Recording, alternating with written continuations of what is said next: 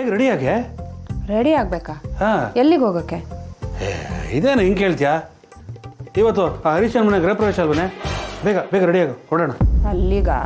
ಹಾಂ, ಅಲ್ಲಿಗೆ ನಾನು ಬರಲ್ಲ. ಯಾಕೆ ನೋಡೆ, ನಮ್ಮ ನಡುವೆ ಏನೇ ಮನಸ್ತಾಪ ಇರ್ಬೋದು, ಆದರೆ ಇಂಥ ಟೈಮಲ್ಲಿ ಅದೆಲ್ಲ ಬೇಕಾ? ಅದೆಲ್ಲ ಬಿಟ್ಬಿಡು, ಬಾ ಹೋಗ್ಬರೋಣ. ಅಯ್ಯೋ ಸಾಕು, ಸುಮ್ಮನೆ ಇರ್ರಿ. ಹೆತ್ತು ಹೊತ್ತು ಸಾಕಿ ಸಲಹಿದ ಅಪ್ಪ ಅಮ್ಮನೆ ಕಡೆಗಾಣಿಸ್ತಾರೆ. ಇನ್ನು ನಾವು ಬರೀ ಅಣ್ಣ ಅತ್ತಿಗೆ ಅಷ್ಟೇ. ನಾವು ಹೋಗದಿದ್ರೆ ಏನೂ ಆಗಲ್ಲ.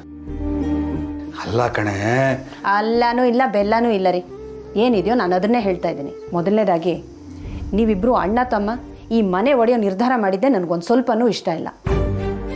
ಇನ್ನೂ ಸರಿಯಾಗಿ ಹೇಳಬೇಕು ಅಂತಂದರೆ ನೀವು ಮನೆ ಬೇರೆ ಮಾಡಿರೋ ಉದ್ದೇಶನೇ ಸರಿಯಾಗಿಲ್ಲ.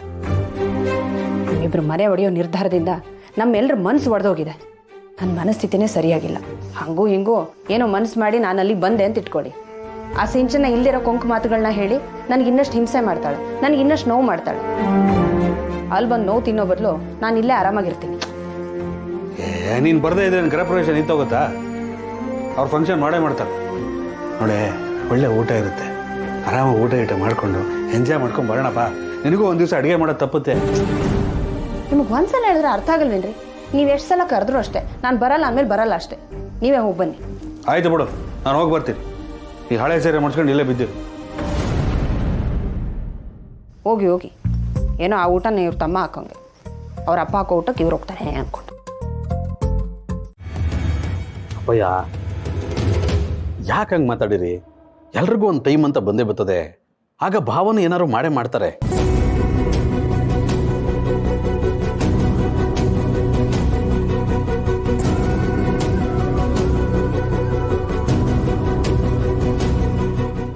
ಸಿಂಚು, ಇವಾಗ ಖುಷಿ ಆಯ್ತಾ? ನಿನ್ನ ಕನಸು ನನಸಾಯ್ತಲ್ಲ, ನಿನಗೂ ಒಂದು ಸ್ವಂತ ಮನೆ ಆಯಿತು.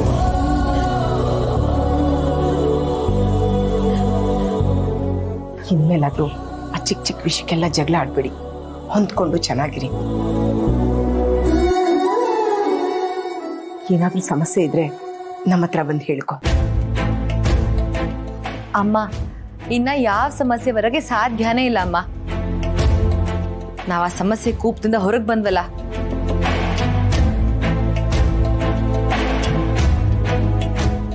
ಈಗ ನಾವು ಖುಷಿಯಾಗಿರ್ತೀವಿ ಅಲ್ವಾ ರೀ?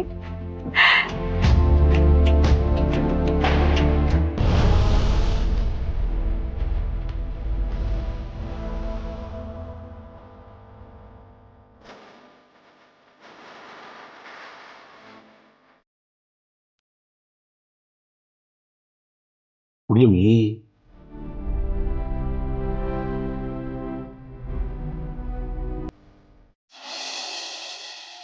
ಅಕ್ಕ, ಏನು ನನ್ನ ಹತ್ರ ಅರ್ಜೆಂಟಾಗಿ ಮಾತಾಡ್ಬೇಕು ಅಂತ ಫೋನ್ ಮಾಡಿ ಕರೆದ್ರಲ್ಲ, ಏನಕ್ಕ?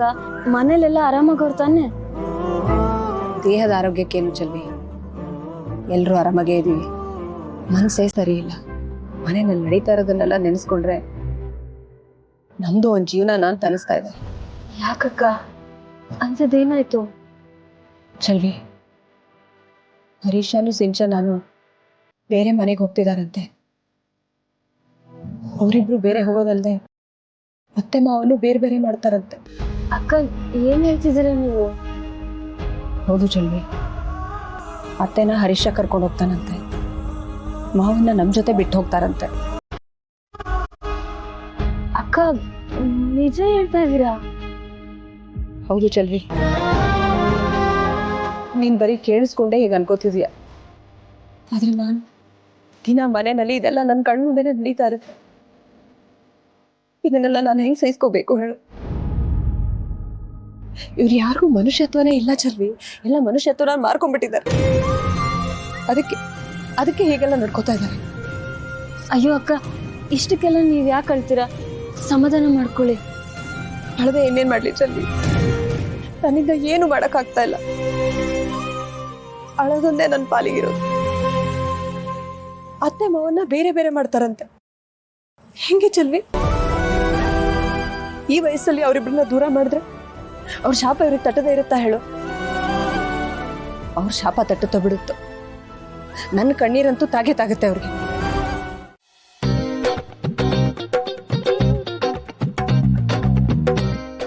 ಆಂಟಿ ಬನ್ನಿ ಬನ್ನಿ, ಚೆನ್ನಾಗಿದ್ದೀರಾ? ನನ್ನ ತಮ್ಮಂದೇ ಮನೆ ಇದು, ಕೂತ್ಕೊಳ್ಳಿ. ಸರ್ ಚೆನ್ನಾಗಿದ್ದೀರಾ? ಹರೀಶ, ಹೇಯ್ ಓಹೋ ಯಾಕೋ ಇಷ್ಟೊಂದು ಲೇಟು? ಊಟ ಟೈಮಿಗೆ ಬಂದಿದ್ದೀನಲ್ಲ, ಸರಿ ತಗೋ ಏಯ್ ತುಂಬು. ನಿನ್ ಥರನೇ ಇದೆ. ಅದಕ್ಕೆ ಅಲ್ಲ ಬರಲಿಲ್ಲನ? ಅದೇ ಹುಷಾರಿಲ್ಲ ಕಣ. ಹೌದಾ? ಹಾಂ, ಓ ಏನು ಒಂದೇ ದಿನ ಒಂದೇ ಮನೇಲಿ ಅತ್ತೆ ಸೊಸೆಗೆ ಇಬ್ರಿಗೂ ಹುಷಾರಿಲ್ಲ?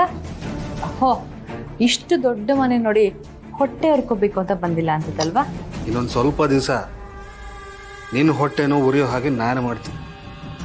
ಹಾಗೇನಿಲ್ಲ, ಅವಳಿಗೆ ನಿಜವಾಗ್ಲೂ ಹುಷಾರಿಲ್ಲ. ಹಾಂ ತಗೊಮ್ಮ ಗಿಫ್ಟು. ಚೆನ್ನಾಗಿದೆ, ಒಳಗಿಡು. ಹುಷಾರ್. ಹಾಂ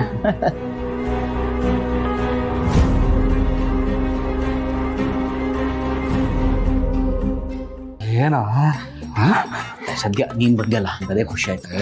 ಬರ್ದೇ ಇರ್ತೀನಲ್ಲ, ದೊಡ್ಡ ಮನೆಯಲ್ಲಿ ದೊಡ್ಡ ಮನುಷ್ಯ ಆಗ್ಬಿಟ್ಟಿದ್ಯಾ? ಹಾಗೇನಿಲ್ಲ ಕಣ. ಅಪ್ಪ ಏನು ಉಳ್ಕೊಂಡಿಲ್ಲ ತಾನೆ?